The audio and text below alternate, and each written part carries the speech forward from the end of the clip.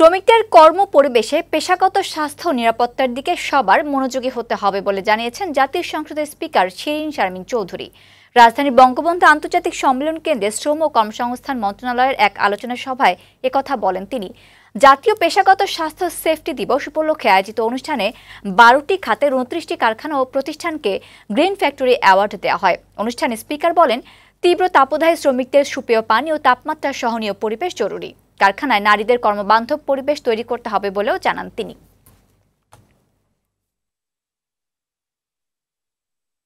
এই যে পদক্ষেপগুলো আমরা নেব পেশাগত স্বাস্থ্য এবং সেফটি নিশ্চিতকরণে এবং শোভন পরিবেশ নিশ্চিতকরণে, সেটা কিন্তু সকলের ইন্টারেস্টেই নেওয়া হচ্ছে, কারণ এর মধ্য দিয়ে আপনার শিল্প প্রতিষ্ঠানের উৎপাদনশীলতা বৃদ্ধি পাবে, শ্রমিকদের কর্মক্ষমতা বৃদ্ধি, তাদের সুস্বাস্থ্য অনেক বেশি বিনিয়োগের সুযোগ করে দেবে।